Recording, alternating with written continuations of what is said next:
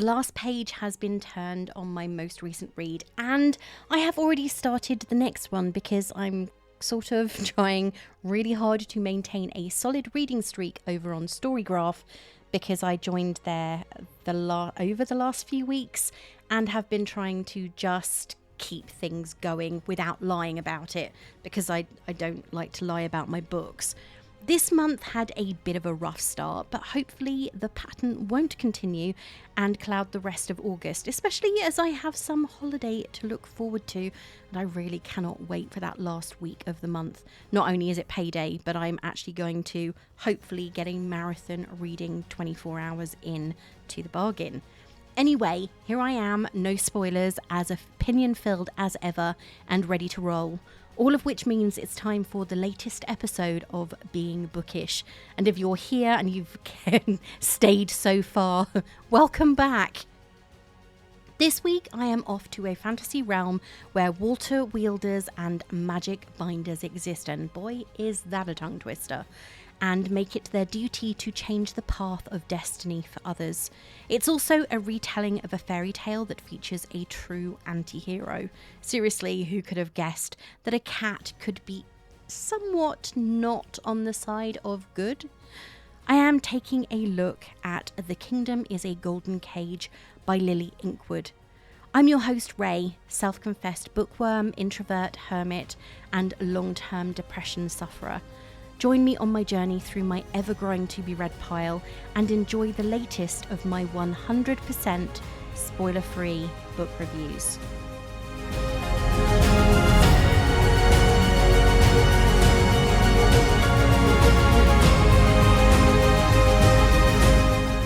This particular book has been on my shelf for a while. In fact, probably just under a year. The pretty one with all the sprayed edges, if you didn't know. However, it wasn't until the book was picked out of my once a month 1-star Goodread review picks jar, and say that quickly, that I picked it off the shelf and opened it for anything more than to just admire the gorgeous gilt design on the naked hardback, and it really is truthfully pretty. I will direct you to my Instagram post so you can actually see how pretty it truly is. Once upon a time, there was a princess locked in a tower, forced to bend to her father's will. But Celine is no ordinary princess, and she has no intention of being a damsel in distress. Celine has a lover, Hugo, whose cunning plan to rescue her is tied up in his own ambition to reclaim the lands and title that are his birthright. If only they can break the spell that binds him to the body of a cat, they will free the kingdom from the grasp of a cruel witch and live happily ever after. For the plan to succeed, they must rely on Hugo's cousin Philippe, to whom Celine must tether herself until Hugo can reclaim his birthright. It's a risk to trust him, but it soon becomes clear that this is the least of their problems, because this is a land of shapeshifters, magic, and illusion, where nothing is as it seems, even the truth. This is a story of magic and mystery, of misleading lovers and childhood awakenings. It follows Celine, a 23-year-old princess who has been in love with Hugo for years. However, unfortunately for both of them, he was imprisoned in the form of a cat by a sorcerer who has since passed away. Uninterested in his daughter's feelings, Celine's father decrees that she is to be married to a Duke of Langley, male. But it appears that this is not to be when Male is apparently mauled by a lion while out. When Male's cousin Philippe arrives, it is declared that Celine will marry him, and the kingdom he is in line to inherit will be theirs to rule together. But of course, as with many fairy tales of the time, there is a lot going on beneath the surface. It turns out that Male may not be dead after all. Hugo's tales are possibly not as they seem. Was he really turned into a cat by someone who wished him harm? And as for Celine, is she starting to feel something for Philippe, despite her claim to love Hugo more than anything? The story takes a turn, which I won't be revealing, as I never do, because that would spoil the entire thing for anyone who wishes to read it. Even Celine's loyal maid isn't whom she appears to be. It all leads back to a golden cage, the school where Celine and Hugo first met, and Celine's own parents not being the people they claim to be. But let's just leave it there for the time being, shall we?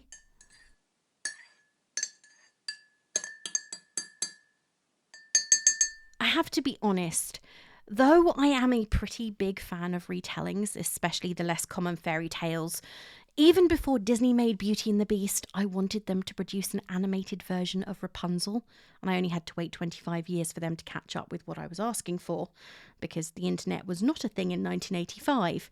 However, this book was never on my radar, and it took almost a year and a 1-star pick for the book to find its way off the shelf.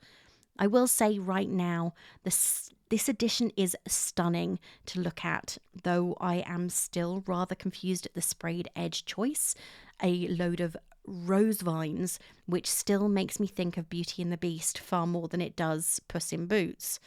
No, you really did not hear me wrong there. This is a retelling of the French version of Puss in Boots as told by Charles Perrault in the very late 17th century. The original tale, in case you were like me and didn't know it, goes a little something like this. A clever cat who seeks his master's happiness achieves amazing feats, and his master ends up becoming a prince and marrying the king's daughter. Of course, this is an incredibly simplified version of a much more complicated tale that involves deception, mischief, and an early version of identity theft. And though The Kingdom is a Golden Cage does take a look at some of these themes, there is a lot more going on in this YA retelling, some of which I will go into in a little more detail in my personal review later on.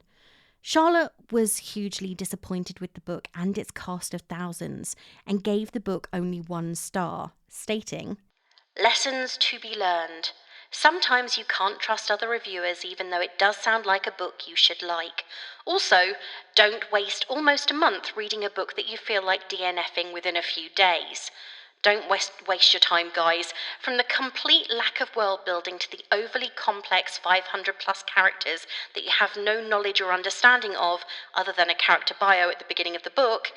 And to add to the frustration, there's no real resolution because apparently this is the first in a series of books. Will I read the rest in this series? No. And it's a shame, as at times Lily's writing was beautiful, but there was no explanation as to what was happening for far too much of the book. Maybe she was let down by the team around her who should have questioned this. Ultimately, very disappointing for my second read of 2024. Many of the reads on the lower end of the rating scale were rather similar to Charlotte's, citing issues with character numbers, consistency, and world building. There were also a number who marked the book as DNF. Of course, when it comes to art in every single form, it's an incredibly personal thing. Everyone has an opinion, and while they may be similar, they are rarely identical.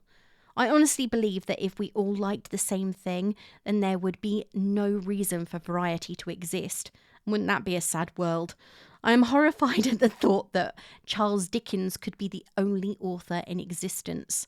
Sorry, but no one is ever going to be able to convince me to read his works as entertainment again.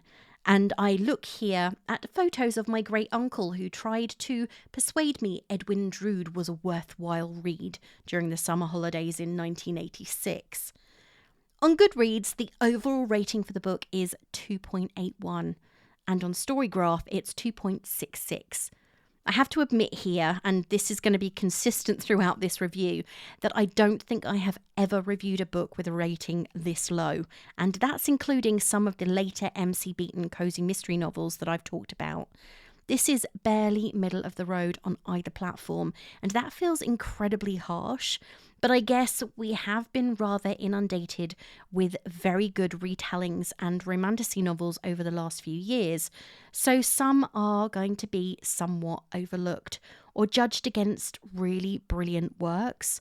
Not every reader is going to like the same books, and as is oft repeated, sites like Goodreads and Storygraph are for the reader and reviewer, not the author.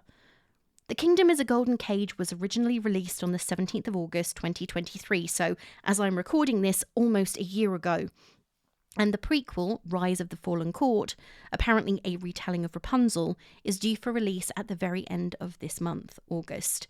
Despite having been released almost a year ago and being part of a genre that is incredibly popular with readers, the book has only had 118 ratings and 69 reviews on Goodreads. Again, not figures I am used to seeing when it comes to reviews of fantasy.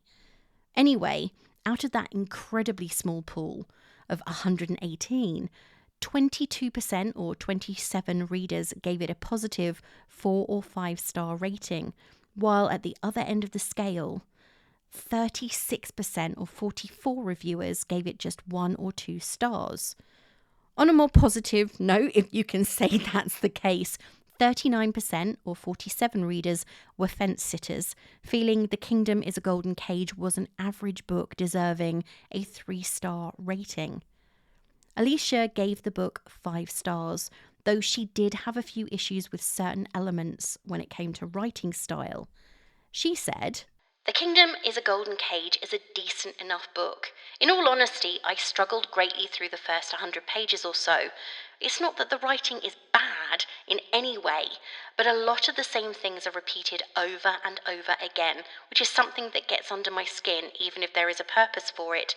Several of the chapters began with, 'Let me tell you a story,' but in saying that, most of the chapters are a different woman's point of view. We mainly go back and forth between Celine the princess and Magali, the Dowager Duchess of Langley. The characters in this book are very hard to like. However, I do believe that this is the intent. There are a few characters such as Philippe, who is pretty lovable for the most part, but all the main characters are awful. The book draws on the Puss in Boots fairy tale in the form of Hugo, who is a shapeshifter and Celine's first love, who gets bound in his cat form by Magali. The characters weave so many lies that you have to really focus on following the paths that they are all taking. Toward the last half of the book, I was finally invested in what would happen with the characters, and I have to say that I am interested and will most likely read the next book in the series when it does come out." While cozy mysteries remain probably my favourite genre, though I am still trying to find one author who can join Agatha Christie on the master shelf, fantasy and romantasy are still up there as a category of books that I really enjoy. I have been part of multiple fandoms for a considerable period of my life and was actually writing RPF, or real person fanfiction, before I actually knew what it was. Remind me to never share the New Kids on the Block fanfic that I discovered in a box just a few weeks ago, written when I was the grand age of 15. Yep, 35 years ago. Being completely honest here, the fact that romantasy and fantasy have such a loyal following is why I am incredibly surprised at the lack of reviews and ratings for this book. Retellings, even those about more obscure fairy tales, tend to attract a wider audience than this. So what's behind it? I would love to say I have a clear idea, but even after reading the book and forming my own opinion of it, I am somewhat at a loss. It wasn't released at the same time as any huge releases such as Iron Flame, Ruthless Vows, or Swordcatcher, so wasn't competing with authors and books with a huge following. So there is something else at play here. It was published by an imprint of HarperCollins, yet publicity was almost invisible.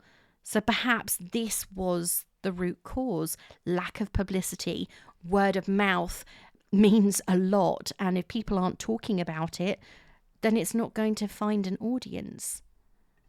But there has to be something else.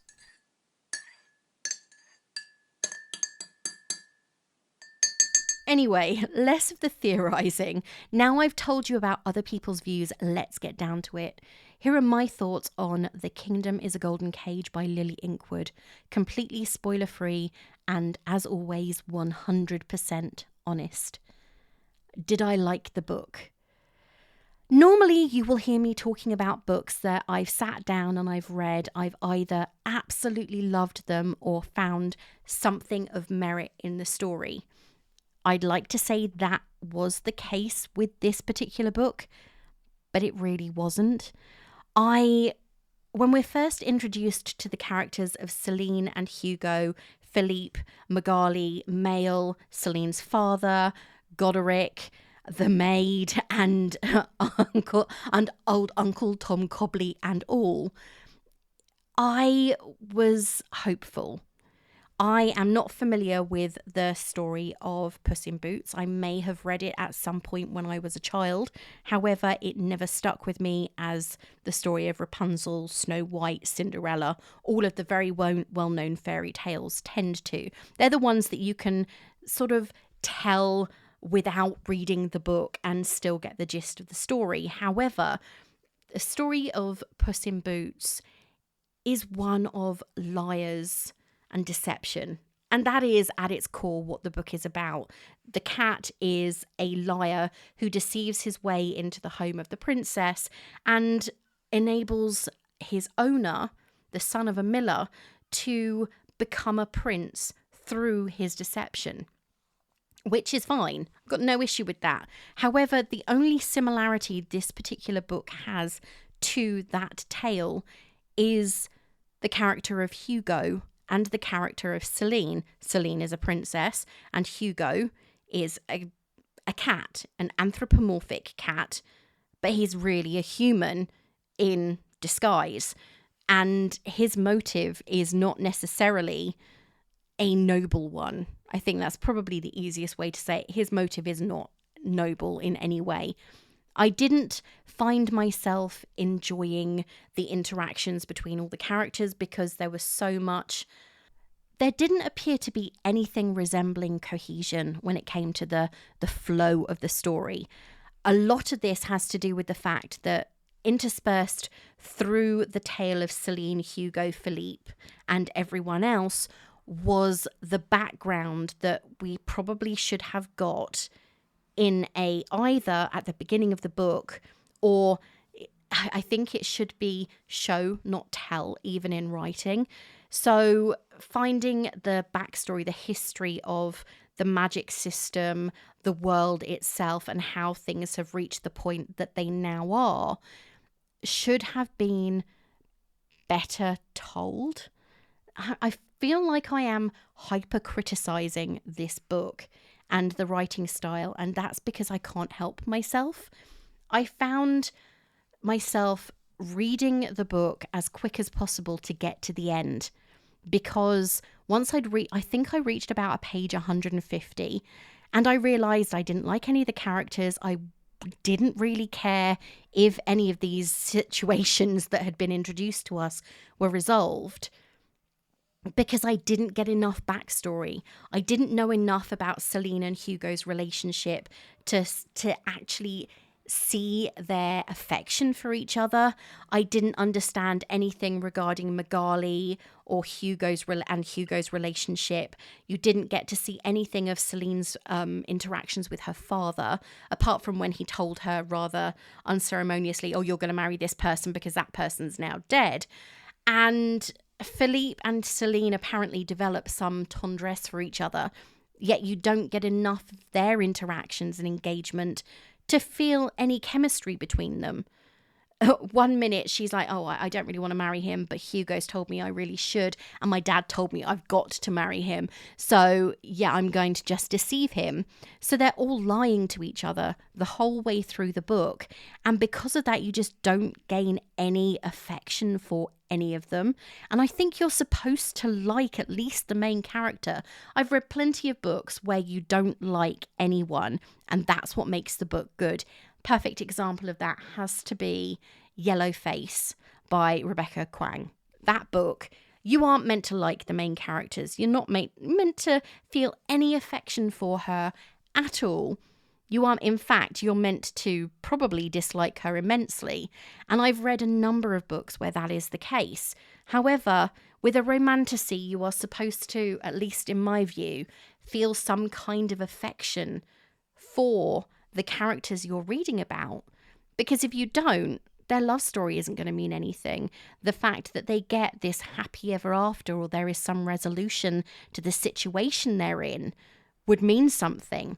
But in these circumstances, that is not the case by any stretch of the imagination.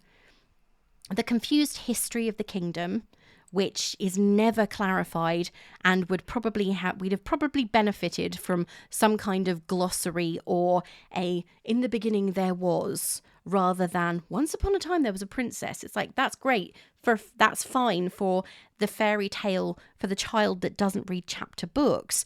But we're talking, these are books for 14 to 18-year-olds and beyond, as is proved by the fact that I've just read it.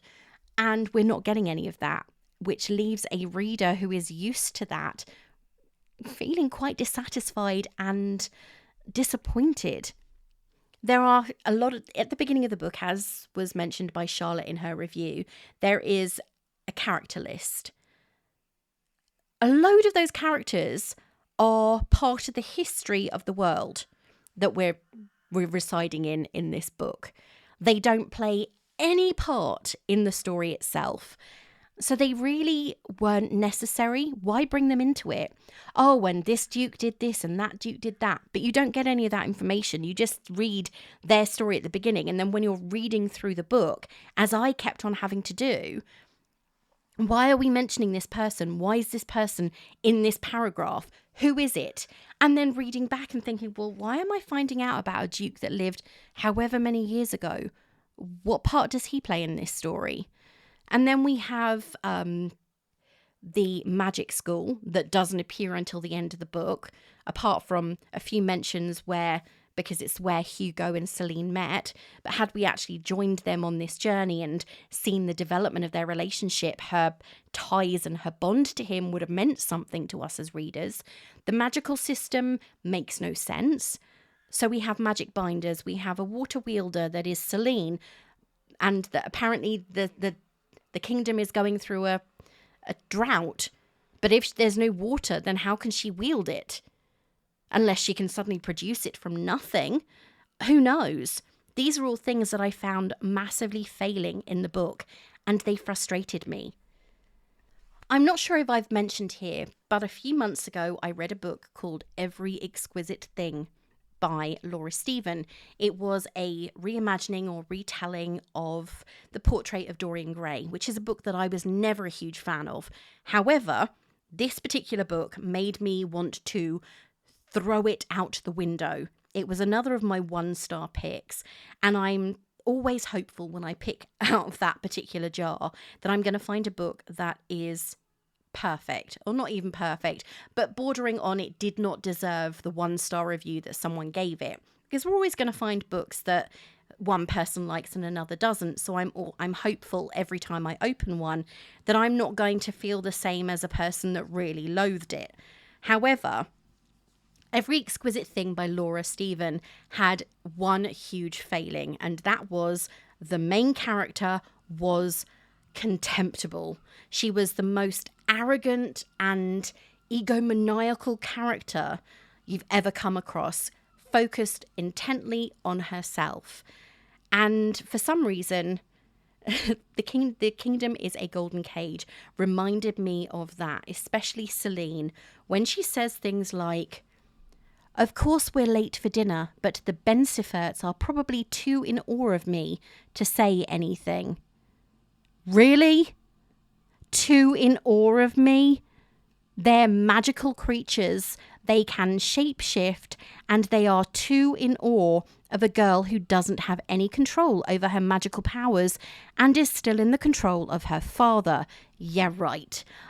It was things like that that just made me very frustrated with reading the book.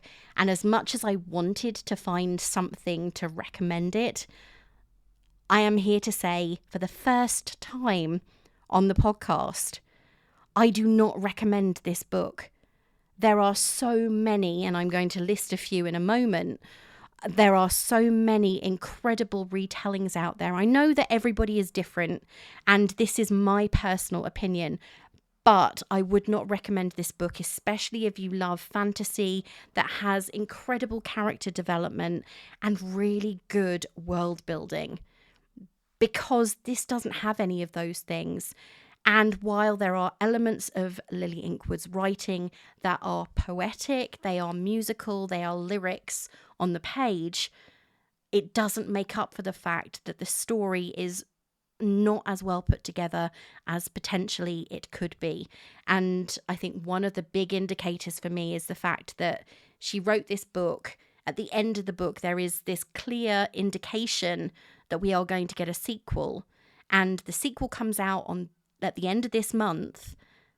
And it's actually a prequel doing all of the work that this book should have done, with world building, development of characters and everything else. Or at least I hope it's going to be, but I'm not going to be reading it. What went wrong? I wish I knew. The book had the potential, as I've said, to be an incredible hit, popular with a very big niche audience and following the success of other books with a similar tone, yet it just didn't hit right, seemingly with the majority of readers if the reviews that I've gone through are anything to go by. I do feel that the biggest issues I have with it personally are the ones I've already outlined, the poor world building, which relied a great deal on the reader filling in a lot of the gaps themselves, the lack of information when it came to a seemingly complex magical system, and the sheer number of characters that felt as though they didn't have a place in the current book. They just weren't needed. At the front of the book, as I've already mentioned, there is a directory of characters, yet most of them don't play any role in this novel. They are part of the backstory, which is nowhere near developed enough. I do feel that perhaps this prequel, being released on the 30th of August, should have been released first, giving us as readers an investment in the story being told, rather than hoping we'll develop curiosity having read the second part first. If you're looking for something like this, or you loved this and want something else, then you will love these. Well, there's no guarantee, but I hope you will. Fantasy and romantasy have grown into this massive thing, and there are so many books that I would recommend before the kingdom is a golden cage. However, if you did love it or you want something in place of it, there are other retellings which could be the right ones for you. Immortal Longings by Chloe Gong is a Shakespearean retelling set across time and space. A Court of Thorns and Roses, which is probably one of the most popular fantasy and romantasy series of all time, and of course the subsequent books by Sarah J. Maas, are something of a loose retelling of Beauty and the Beast. The Wrath and the Dawn by Renee Adia, I apologise if I pronounced that incorrectly, is a reimagining of the Arabian Nights, which were stories I loved as a kid. Cinderella is Dead, This Poison Heart, This Wicked Fate, and Sleep Like Death, all by Kalynn Baylon, are intriguing reimaginings of Cinderella, The Secret Garden, and Snow White, respectively. Of course, if you're not looking for a retelling, then I have a very long list of fantasy, including dragons, ogres, magic users, gods, and monsters, which I promise at some point I will post on my website. Though in the meantime, we have Fourth Wing and Iron Flame by Rebecca Yarros, to be joined by Onyx Storm in January 2025, Legends and Lattes and Bookshops and Bone Dust by Travis Baldry, Can't Spell Treason Without Tea by Rebecca Thorne, The Undertaking of Heart and Mercy by Megan Bannon, and Bonesmith by Nikki Powell-Preto, which I personally don't think gets anywhere near as much promotion as it probably should.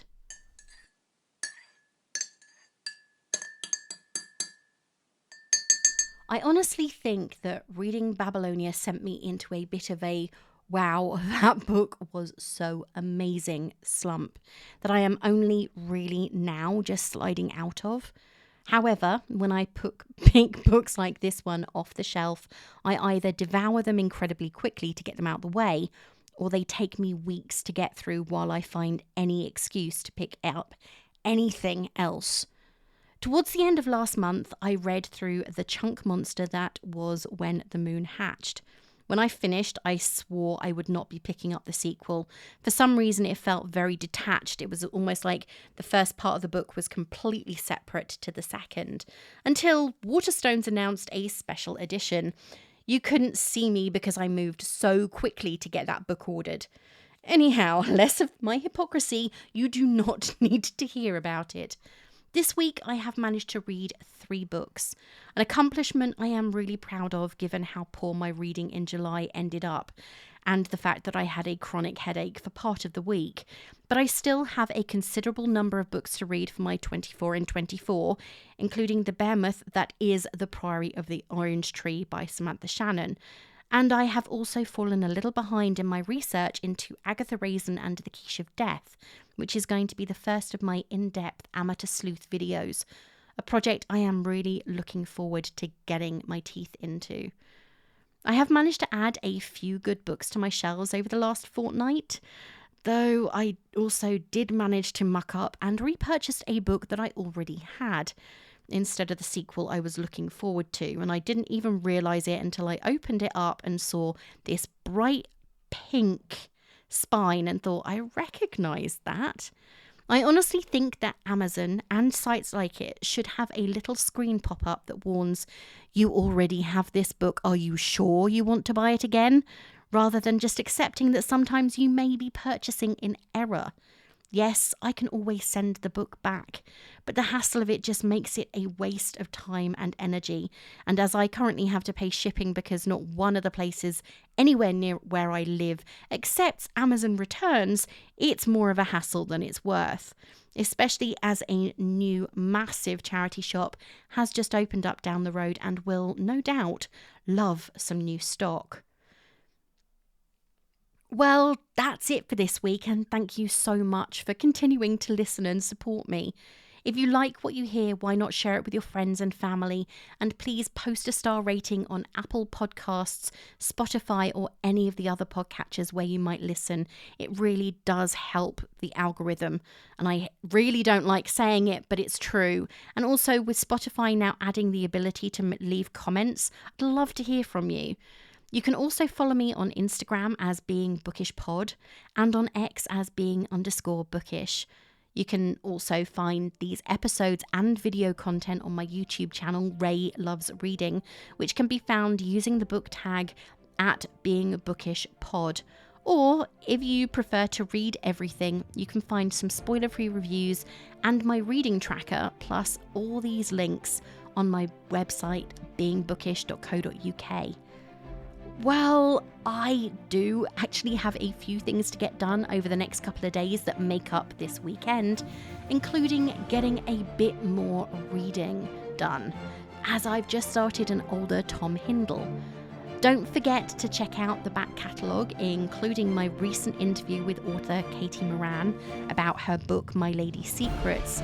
And in the meantime, this is me saying farewell.